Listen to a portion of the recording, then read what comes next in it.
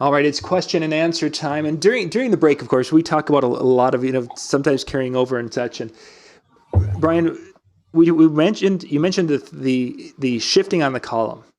Yeah.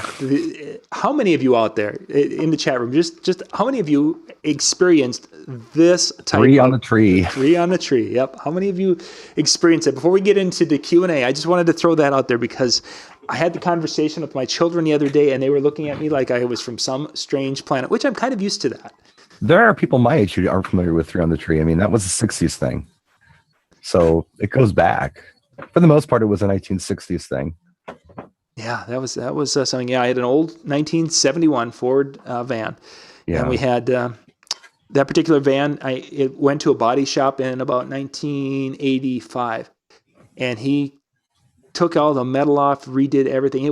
The outside was immaculate, and this is just before I bought it. They didn't do a damn thing to the inside of it. It's like, okay, you've got this beautiful van on the outside, and the inside, it's basically just wide open with carpet on the floor. It's like, what the heck? All jacked up. It's like, why would you do such a...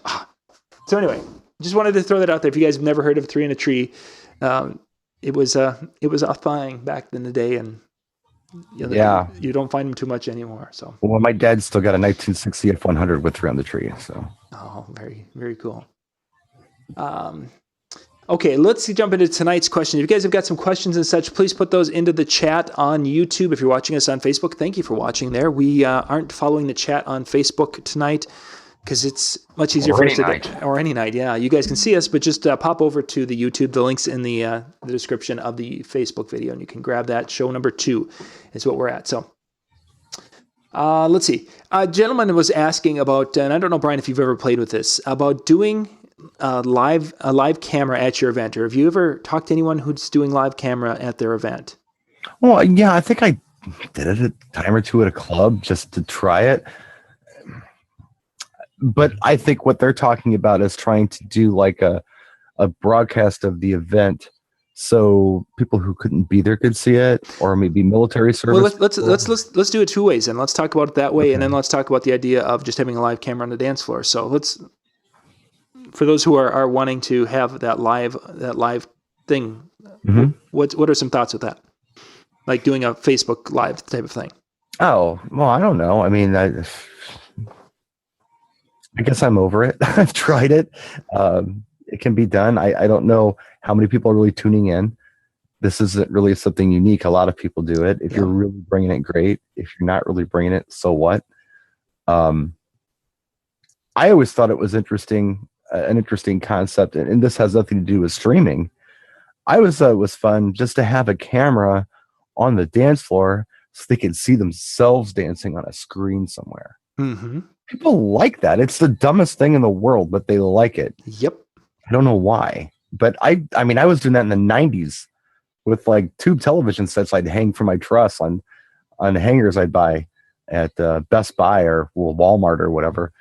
And I had my camcorder set up, and they would just watch themselves dance. They thought it was the coolest thing in the world. Yeah, you can, and that's that concept of just having that live video like that.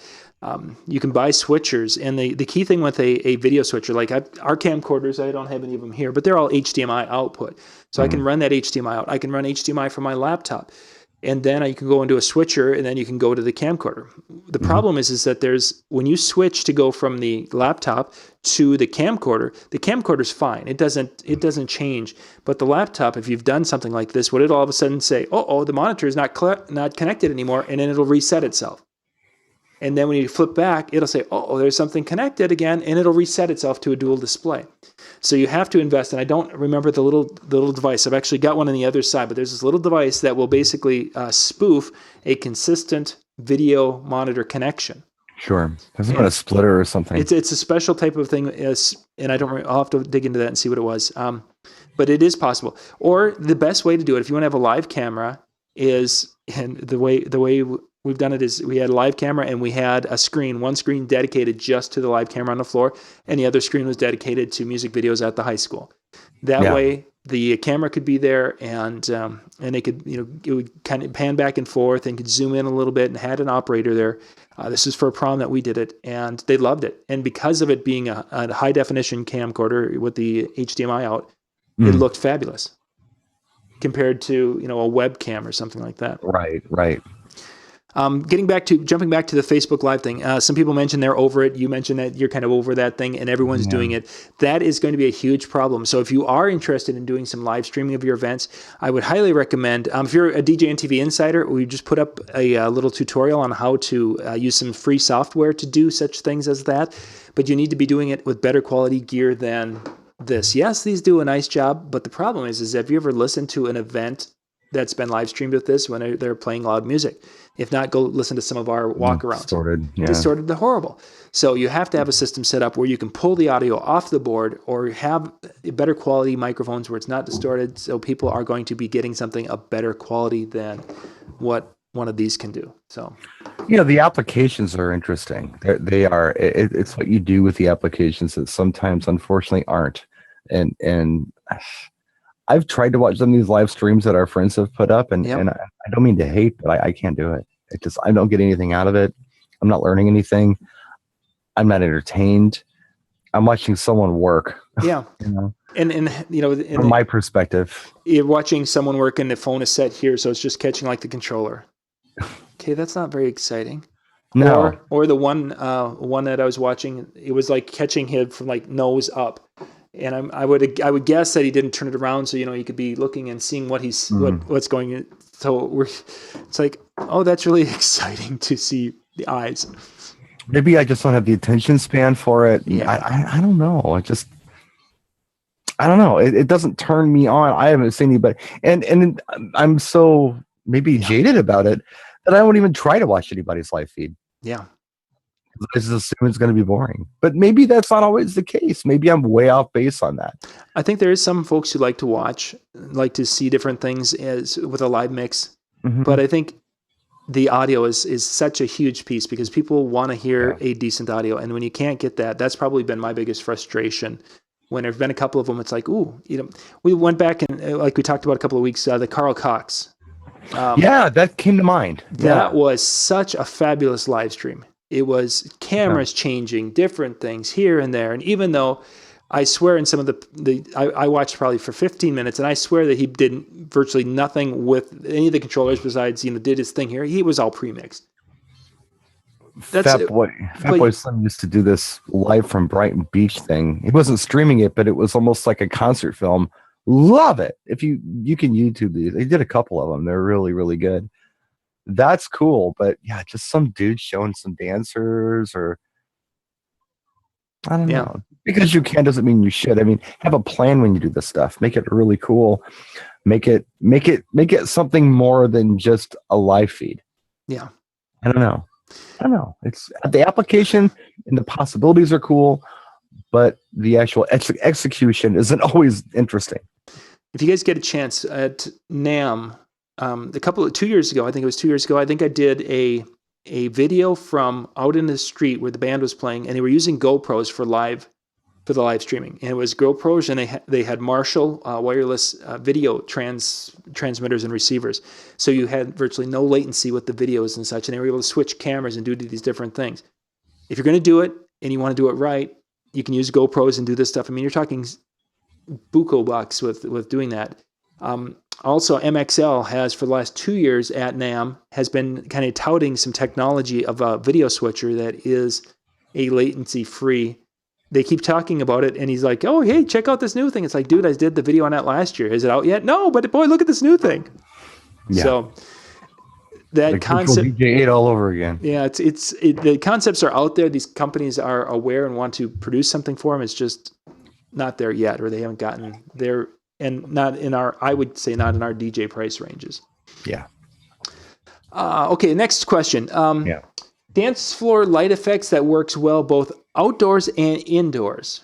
And they weren't looking for an IP rated, because I did ask a couple of follow-up questions, but they're looking for some lights, and a variety of different types of lights, meaning beamers or moving head fixtures. Any recommendations to buying lights that would work in either situation? I don't know. You can never go wrong with wash fixtures, just the par fixtures, LED pars, color change and stuff. It's going to shoot off of trees. It's going to shoot off of whatever you have, be it indoors or outdoors, and it's going to hit people and create some ambience and excitement. that's always like the go-to thing, I feel, for any event. If somebody asks you what's the first light I should buy, 25 years ago, I'd have said a mirror ball and pin spots. Now, no, par fixtures, LED par fixtures. They do so many cool things. That's where I would always go first. Yep. Always. What else works outdoors? Anything except a laser is advised outdoors. I mean, I think you can use anything else. The only thing that's not going to work well for you outdoors are effects that must be used with fog or haze because you have wind factors or you just blow your atmosphere away. Exactly. So that's not going to be any fun for you. Yeah. So getting a beam, let's go back in time, getting an old Vertigo. Yeah, you're going to see some excitement, but unless you have a tent where you can do the things up on a ceiling, if you're just doing it in someone's backyard and you're shooting to the heavens, all you're going to see is this thing with some blink, a little bit of blink, and that's about it. Moving head fixtures, I think that older moving heads where we had the 10 and 15 watt moving head fixtures, LED fixtures. Those are going to be in that same boat where they're not going to do much. Yeah, you might be able to, see it on the ground a little bit, but you're going to need to have a brighter fixture that can hit, in a backyard, you may be hitting the trees or the neighbor's trees or doing some things. And without that. NC 8 ED is saying totems, like with a question mark, of course. Yeah. Totems. Trees. If you're outside, light up a tree, light up a wall, light up whatever's around you, light up a fence if you can. But I think your starting point is probably the best one because we know that we can wash a floor. We can light up a tree. Totems, glow totems, I think are fabulous because you can have some excitement and you're containing the light so you're not having to rely on a ceiling or a wall or fog. Or just aluminum totems exposed. It doesn't matter what. Yeah. Again, I would just stay away from anything's going to work outdoors. Some projection effects, like John is suggesting, aren't going to work great for you. But and then your aerial effects are going to be lost unless you're playing on a foggy night. Then they're going to be really cool. It's going to be the coolest show you ever did. But if you're a nice, beautiful night, and even if with a little bit of wind gust, you're going to lose all your atmosphere. Yeah, like your fog or haze or whatever you're blowing off. It's a waste of your time. So, yeah, I would go with kind of your wash fixtures. That's the thing I would concentrate on. And not only that, but I don't know, for what we do, meaning weddings and things like that, if you're that guy, try to contain your light show on your dance floor. If you blow up the whole area, you kind of lose that exciting hot spot to attract people to come to it and dance. So whatever you do, I would try to contain it. Yeah. Your exciting things. Static lighting, that's different. If you want to go all around the room and do amber or whatever you want to do, that's fine. But if it's flashing to the beat, you haven't created a cool destination area for folks to gravitate towards to become anonymous and make fools of themselves. It's better for your dance floor to keep your lighting on the dance floor. Your exciting, color-changing things. Just a side note on that. Yeah, no, that's good. It was interesting. You used the word containment just as NC 8 posted contain. That's the word, and you had just said it. So I know that you didn't see it, and he didn't. With the lag, I actually said it first. Yeah, there you go. Yeah, exactly. Has anyone played in wedding barns? Yes, actually. I've done, I think, about 6 of those. I have not done any in the last couple of years, but that's something in our area. We've got 3, I think, new barns that have opened up this in 2016. It's a big thing here too. Yeah. And some of them aren't even cool. They're just barns. And people just, barn, and they just do it. If you guys want to check out a cool picture, a fellow DJ of mine, a friend of mine, he took a picture. He was doing a barn, and it was such a cool thing. And because barns are so popular, I wanted to put the picture up on my my DJ John Young Facebook page. It's not my picture. It's his stuff and his photography. He did it all. But I wanted to have it there so that people who are looking at these barns will have an idea of what can be done. It's an old hayloft. That's what they're using. And you look in that room, and you'll see that there's the old exhaust fans up there, because in the summertime, these haylofts, there's no insulation. So that sun's beating down on that gets hot so you have a couple of exhaust fans to suck that air out and hopefully keep it, somewhat contained so you're not killing the cows down below. Well, it's funny because, barn weddings are not a new thing. Barn weddings have been going on forever. For a long time. longer than there's been DJs or electricity. Yeah. But now it's like quaint. Mm-hmm. It's almost like old pickup trucks. Yeah. They were like utility, and now they're like GQ. Like if you have an old truck, you're like cool, you know. But this was just a very utilitarian thing. People did it because they had to do it. Now people are like building new barns and trying to recreate that old barn look, and they're like doing the wedding halls, and they're sometimes even retrofitting old barns to be, you know, they have climate control and to have more modern facilities, bathroom. Not that they don't have bathrooms, but nice bathrooms, elegant bathrooms. Yep. And even more of a contemporary decor in the bar area. So it's just a weird phenomenon with those barns. I had talked to my grandmother 10, 15 years ago after I was doing one of my first barn weddings. So I might have been pushing 20. Yeah, it was 15. And I asked her about it. And she said that's one of the reasons why most of their weddings happened in April and May back when they were younger, is because the hayloft would be empty. And they wanted to have that kind of in that May time frame that they would quick plant, and then they would have their weddings, and everyone could come in and they would dance in the hayloft. They'd have their violin and accordion, or whatever else they would have for instruments, and that's what they did. Then the hay they would start with in June, early June, and now the hayloft is being used again. So it's just kind of interesting how in time that that time in history that was the way it was. And my parents they were at the end of June. They had their reception out at the farm, but because there was hay in the hayloft, they ended up having to have their reception in the basement of the house. So everything got cleaned out of the basement, and that's where they had their reception. So how times have changed, and yet here we are back into the hayloft. Okay. Let's see. I don't think there's anything there. So Jay Brannon posted. I want to dig into this one. He posted. I always like anything Jay Brannon posts. Jay wanted to throw something out there to get some thoughts and feedback from people Stir on this. people up a little bit. And he was talking about DJ rates and seeing them so incredibly low. And he threw out the idea that DJs should charge $100 per year of experience. This way, a newbie would be charging $200 to $500, or a newer person would be. And then in his case, he would be charging $2,200 for his 22 years of experience. Mm-hmm. And it was just because he continued on about the DJ pricing's all over the board and there's no continuity to it and different things, and I thought that was kind of an interesting. Jay has some interesting thoughts on pricing. Yeah, that is an interesting thing. He just was saying how and it's odd. We could be setting rates as a community. We could be. Yeah. We could all just come to educate each other and come to the conclusion that we need to break even on our equipment rental prices and whatnot. Everyone at that point is probably going to be, I mean, if you really kept it fair and you kept it like the rest of the world does things, everybody's going to be around $2,000. So if every DJ is $2,000, then if you're really good, you're going to be $5,000. Mm-hmm. Jay has some interesting ideas on that kind of stuff. Yeah. Yeah, and that was kind of an interesting, and reading some of the comments and such, there's people all over the board, and the ones that is probably the most interesting to me personally is the number of people who will argue for keeping their prices at a lower rate. Oh, I'm worth it, but I just can't get that. Yeah, I think people it's fear. It's fear of rejection. Yeah.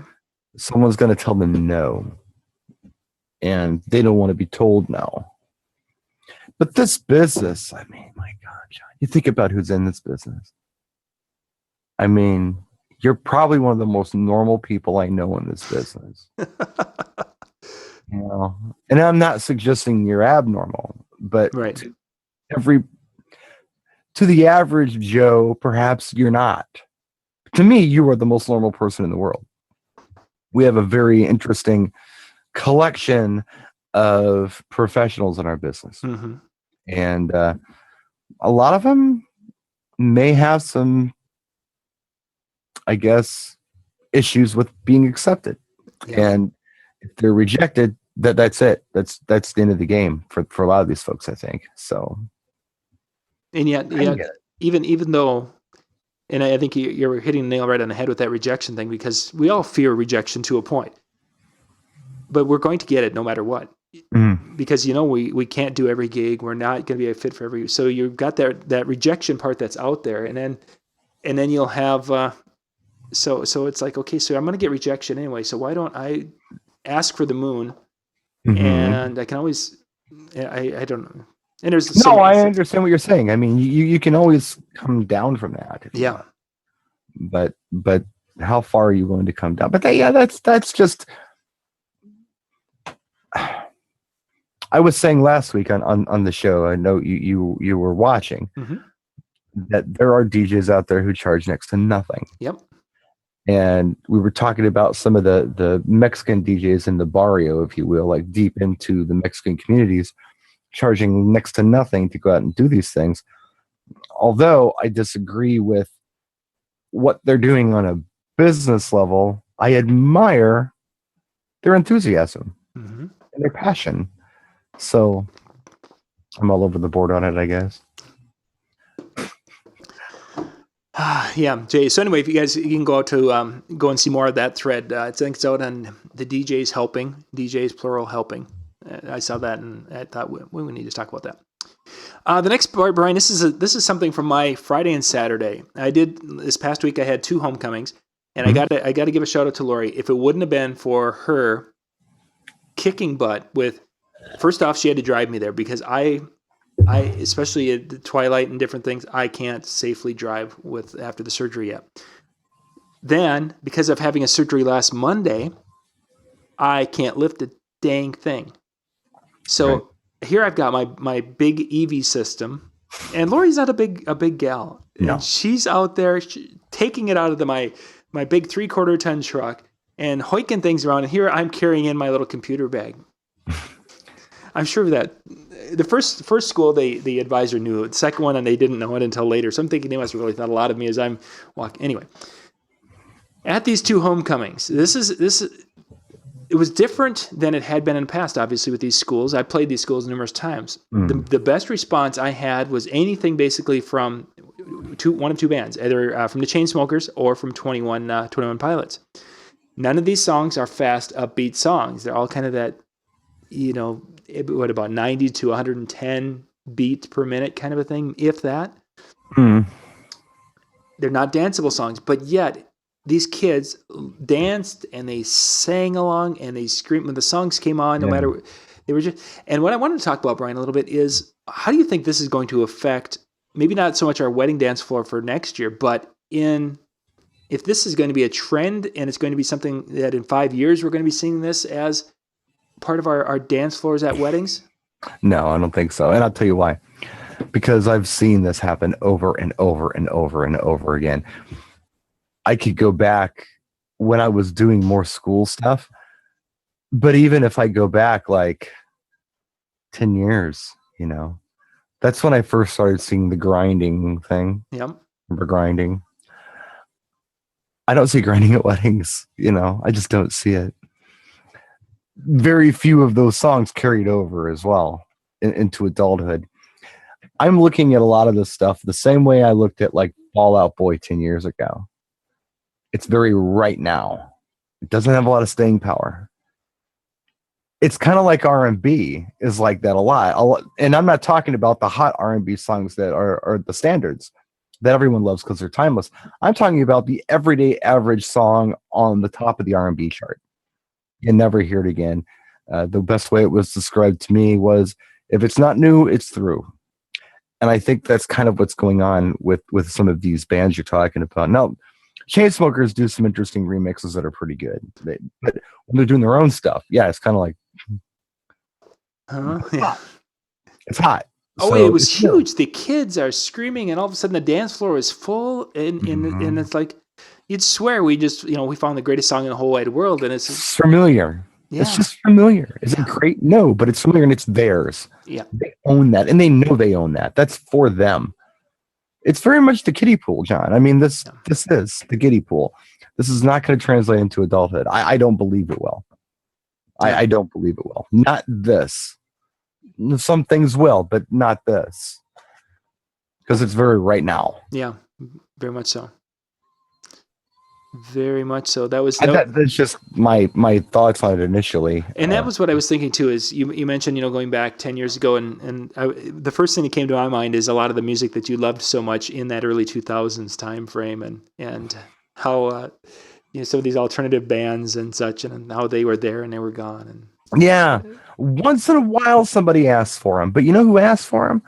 The people who aren't having fun right now. The people who were in high school then, or maybe in college then, and they want to relive the glory days. It's not that it's a great song, it's just that it brings back memories. Yeah. But for your dance floor, no, it's not happening that way. It's just not. The punkers back in the 70s kind of went on to new wave. Most of them went on to new wave. And they're not asking for the Ramones and the Sex Pistols at weddings. They're asking for Come On Eileen. Yeah. Because that had the dance floor power. It's the same group of people. They just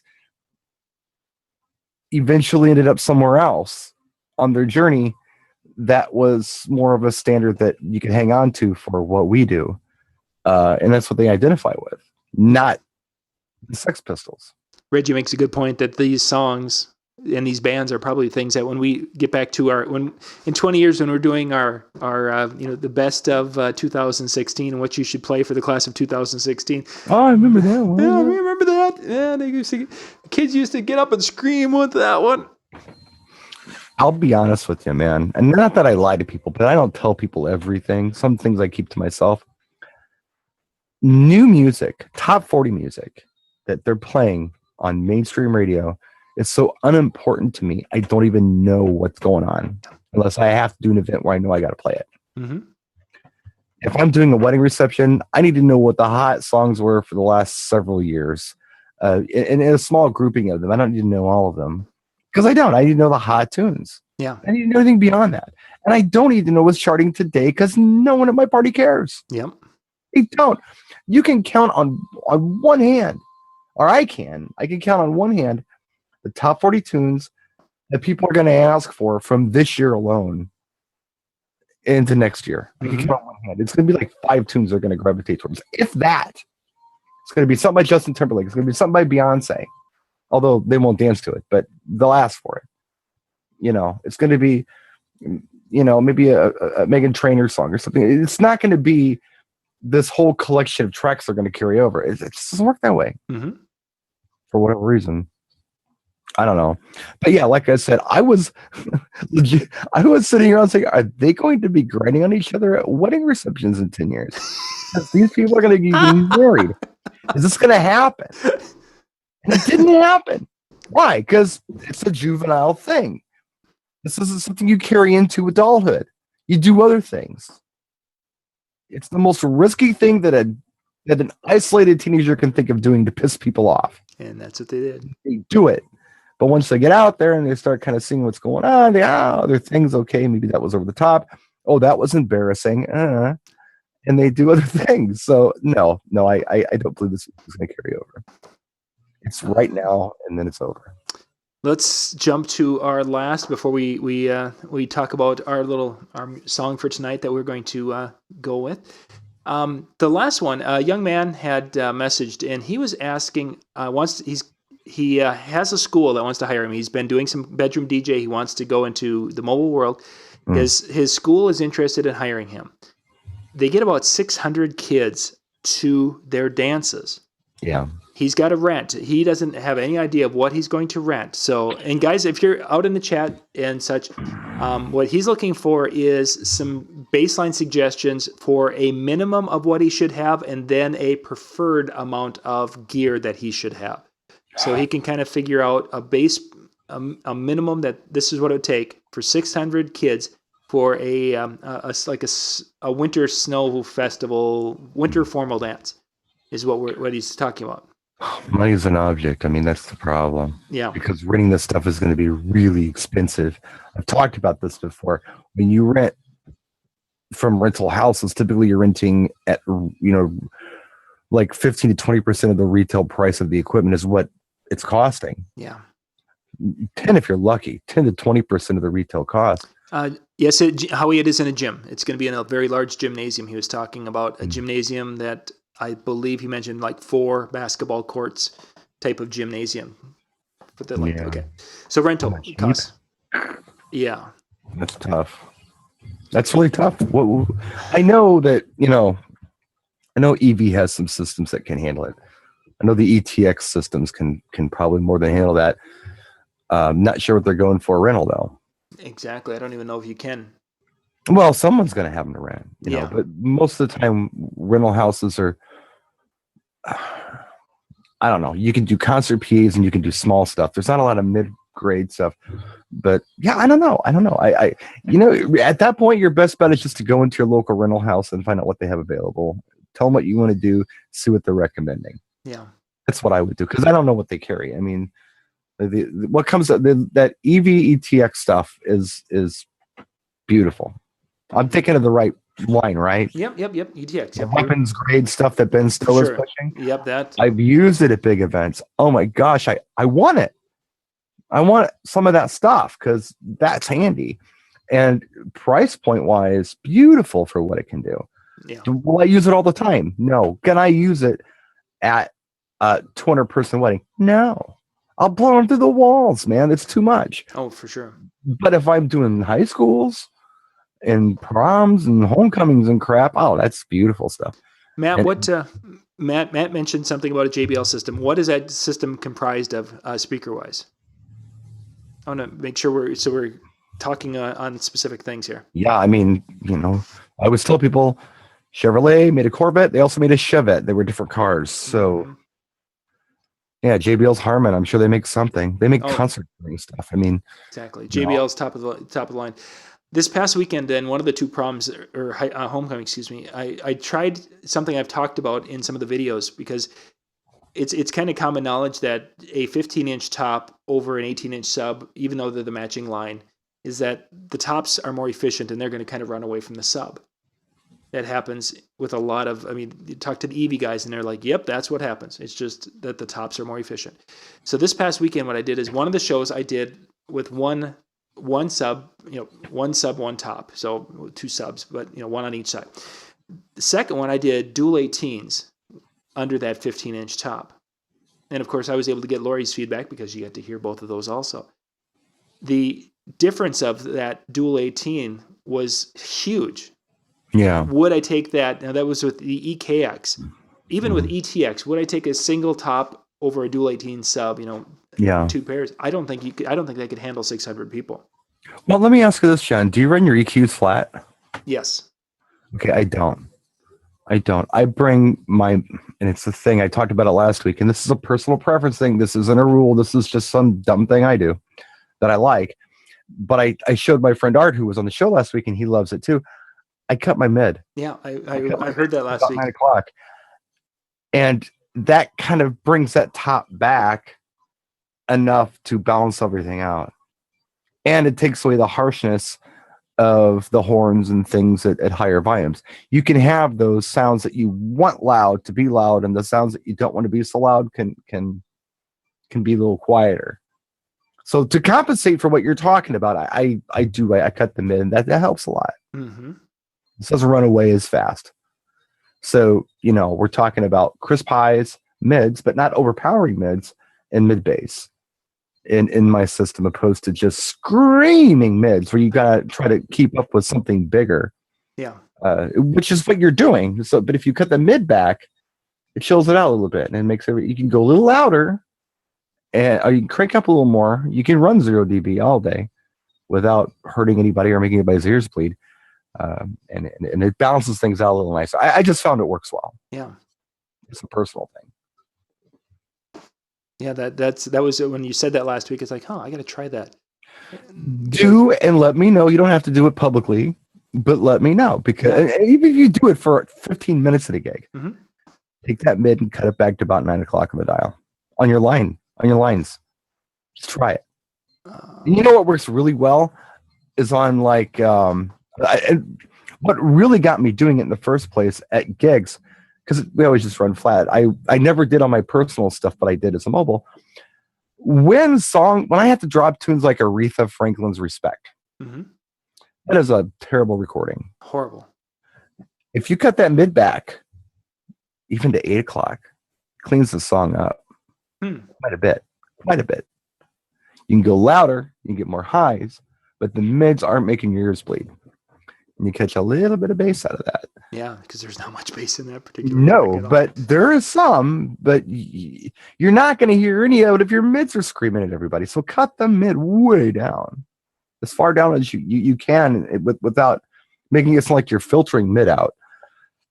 I don't know. It's just a personal thing with me. It helps balance things out. And again, this is just me. This is nothing that has to do with audio engineering or any rules of thumb. My personal preference. I just like it.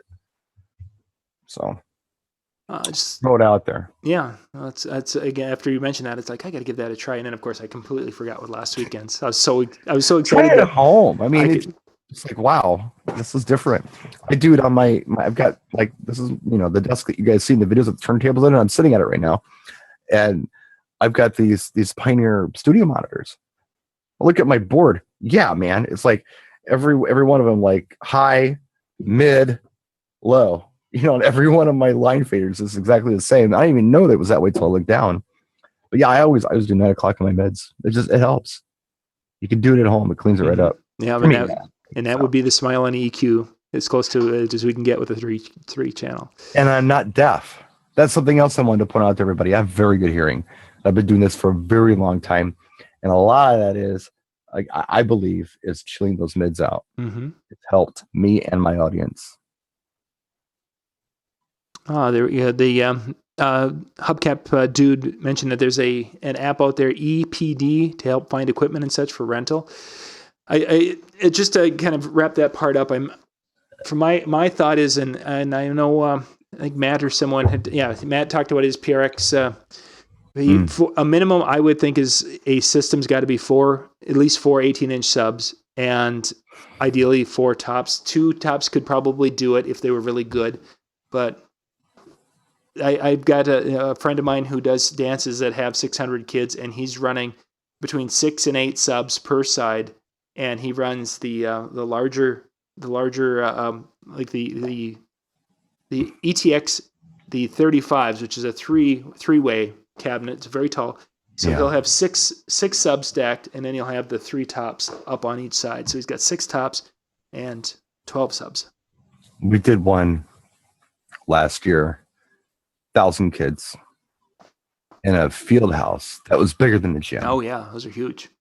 We used those ETX, the 12-inch tops, 12-inch ETXs, and 2 RCF 705As subs, 15-inch subs. Beautiful. Wow. It was beautiful. Wow. It worked very well. Everybody had a good time. You could feel it. It was there. It was present. It wasn't overpowering, but it was present. 4 would be cool. 18s would be cool. Bigger box, bigger boom. Yeah. But we hung with those 15s. Of course, they're RCFs, but still a lot of punch in those things. Wow, that's really. I'd throw it out there. Very, very cool. No rules. Let's see. We had a question about a school dance that someone threw up here. A school dance is changing sponsors and now wants to do their own dances. If you got a school that's wanting to do their own dances, is there any way to convince them that this is a really bad idea? And I've got a thought on this one. And I do too. You want to go first? You want me to? You go first. Okay. So what you do is when you're talking to the advisor and they're like, yeah, we're going to do it ourselves. What you need to ask them is, that sounds great. Just make sure that all the parents have the phone number to the person who's going to be responsible for that student playing a song with profanity in it, and so they know who to call Monday morning after someone has played something inappropriate. And they're like, oh, that's right. There might be phone calls coming back. It's like, yep. And if I play something and if it's inappropriate, I get the heat, and you can fire me. But if you are the one, and you're the one in charge of the DJ picking a kid to do it, who are they going to? They can't fire the kid. They can't make that kid's life miserable. Yeah, good point. So that's my angle with that, and I've had this conversation over the years with a few schools. That's a good idea. I feel like you can't save people from themselves sometimes. Believe me, I know. I try. I try to save people from themselves all the time, not only in my personal life, but in the world of this. Mm-hmm. People ask me questions. What should I do? Well, you should. Maybe this would be a good idea. Well, I want to do this. I don't recommend that. I recommend this. Well, yeah, but I want to do this. Well, go ahead and do that then. Sometimes you just have to let people fail. If they won't listen to reason, if they've got a bright idea, it's hard to tell people they're wrong. It's really hard to tell people you're stupid. Even if you want to tell them they're stupid. You know how many times I want to go on Facebook and just tell somebody how stupid they are? But I don't do it. I don't do it. God, stop laughing. You know you feel the same way I do. Yep. I'm honest. I'm telling you, I want to go out there and I want to say, dude, are you stupid? Come on. Who dropped you on your head? But I don't. Oh, really? Okay. Well, here, let me suggest this. Oh, you reject that. Okay. Well, go ahead. And if you have any questions, give it a try. If you have any questions, let me know. I'll be happy to help you, because they're going to fall on their face. Yep. And then they're going to come back to you and say, well, what was it that you had that idea about? Well, here's what I'm thinking you should probably do. This is going to work out for you. You can't save people from themselves. Yeah, for sure. And in insurance, guys, the schools, if it's a school activity, everything's insured. That's not the issue, the one that's going to get them. It's the who's going to be the one that's going to be out or going to be the responsible one for. Who's responsible? Who has to answer the phone calls on Monday, and that generally they might do one dance that way, but as soon as there's a problem, then I need to just address this. Somebody said RCF is the old Mackie, and that's almost true. There's some similarities because the first Mackies were built. Well, here's the deal. RCF's been around forever and ever and ever. I used to use a lot of RCF stuff. I don't anymore. I use FPT now. But RCF has been around for a very long time, handmade stuff in Italy. And Mackie bought them, I think about 15 years ago. And that went okay for a while until Mackie said, hey, we're going to move all production to Korea. And RCF being the company that's like, hey, no, we're Italian-made speakers. That's what we do. We reject that. They ended up parting ways. So when about 15 years ago, that was just before the first 450s, wasn't it? Because those very first 450s, if I'm not mistaken, I thought they were still based on the RCF technology. Well, that was happening for a while. See, Mackie was really cool for a minute because they were using RCF-made speakers, like in their cabinets, the drivers, things like that. On some of their stuff wasn't RCF. Some of their stuff was. But they wanted to move everything to Korea. Is the point? And the people who were on the board of RCF rejected that, so they had to end up parting ways for that reason, because they wanted to keep it an Italian-made speaker company. Interesting. So RCF was making speakers that were going into Mackie cabinets. It's a weird thing, but yeah, that's how that all went down, and it's not that way anymore. It hasn't been that way for a long time. Cool. I don't remember what year that happened. It's just stuff I remember hearing. Yeah, I remember, and even when at NAMM, one of the very first times I went to NAMM, and the discussion was going on in the Mackie room about the speakers being different, that they weren't this generation of 450 was made differently than the other. Right. Yeah. Sometimes, and that happens a lot. The original model is amazing, and then after that, it's kind of like, what happened? Mm-hmm. Look at the Chevy Malibu. I mean, it happens. Well, we made a name for ourselves. Now let's just milk it forever. We're gonna see what we can. And who cares? Because we're going off of it's like Greece. They haven't done anything since like 2500 BC, but they're still walking around like they're important. Come on. What have you done for me lately? There we go. They make nothing. They make nothing. We're gonna offend. Okay, let's work our way around the Mediterranean. Who's next? Who are we gonna... I love Greece. I've been to Greece. I'm just saying it's kind of like that. They haven't done anything in a while. They drink ouzo. They eat a lot of squid. They have a good time. And they've got a beautiful countryside. Great beaches. What else are they doing? Oh, funny, funny. Well, gang, we're gonna wrap things up. If you guys have any questions or anything you'd like us to use for next week, please put those in the comment section after this video is done, because it's going to we lose everything.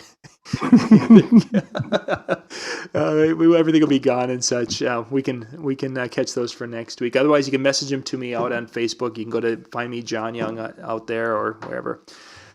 Brian, John, thank you, sir. You're welcome. Good time as always, and we will be back next Tuesday night, our 10 o'clock Eastern time frame with our music show. Oh wait, no, look, we can't quit yet. Oh, okay. I wanted to do a song because I wanted to go off this. All right. How would we, and the Chainsmokers song, I'm at a wedding, and here someone comes up and requests Closer from the Chainsmoker, and we are Chainsmokers, and we are doing... No, I'm the chain smoker. Yeah, you are a chain smoker. They don't get to see that part of it, but they want the song Closer because it's the hot song, and it's the bride who wants it. She wants it, and we're busy playing. We're just finishing up a set, and we were thinking we were going to head into like a Flow Rida type of a set. Mm-hmm. So we're moving into a Flow Rida like a My House, but we want to go from that to Closer from Chainsmokers, which isn't that tempo. No, not at all. How do you segue into something like that? Well, let me ask you this. Are you going to be playing anything else at that tempo? Well, or you just want to play that request? yeah. The reason I ask is because if you're going to do a set like that, if you're going to play 21 Pilots, if you're going to do that too, then you're going to somehow need to jump into a set like that. You can break it up. You can always break up the unknown with a slow set and then go after the slow set with anything you want to do. If you're only going to do the one track, you can use it. You could treat it kind of like a novelty track. Mm-hmm. Jump in. Wow, this is different. People who like it dance. Then you jump out of it into your Flow Rida and start going into your 128 BPMs. So I guess it depends on what you plan on doing. If you, well, do you want to do more than just this track? Well, I think in the case of a wedding, if you got a bride that loves this song, she probably loves maybe the group and that particular song. I don't think she's going to be the crossover, especially at this age. 20-something bride. She's like, oh, Closer. That's our song. We love that. Me and my friends love it. Personally, I'd wrap whatever set I was on right there. I mean, it could be 80s set. It could be whatever. I'd wrap it, and then I just jump into it. Just treat it as a novelty. I would treat it like a novelty. If it goes over well, follow it up with more. Because we don't always know, oh, this is going to be a bomb. No, actually, everyone loves it, or half the crowd is really into it. So all of a sudden, you get this sea of people coming out that have been sitting around all night. Wow, I was not expecting that. You can continue on with the set and do everything that you did at your high school. Yeah. When you're done, you can totally just jump into your 128 BPM set, because then you're going to bring a different crowd out. Yeah, You'll exactly. probably keep this crowd too. Yeah. It'll be an interesting time as we progress into next year and beyond. Okay, there we go. Thank you. I wanted to talk about that a few minutes because that was one. It's like, how would you? But yeah, how would you do it, John? I with the school I didn't, obviously. I grouped things in and kind of followed that tempo. Now that I've been using virtual DJ and getting more comfortable with it, I've been really paying much more attention to the tempo and working the tempo up. Unless I had an intentional where I brought that, I wanted to have a slam into something else just to give a quick, basically a on the dance floor, because I wanted that effect, and I would go into something else quickly. So, but at a wedding, I would probably treat it as a novelty song, because I just don't see that working on the dance floor for a wide variety of people. It probably won't. But if it's not going to, like I said, if you treat it like a novelty song initially, you're safe. Yeah. The bride liked it. She's obviously dancing. She must ask for this. If it fills the dance floor, keep going. If not, hey, that was just a fun little thing we did. No, let's do some Flow Rida. Yeah, exactly. Yeah, that was going out to Susie. Love you, Susie. Okay. Now back to stuff people want to hear. And here we go. Good stuff. All right, gang. We're going to wrap it up. We'll see you guys again next Tuesday night at 10 o'clock Eastern. Thanks for watching. Good night. One.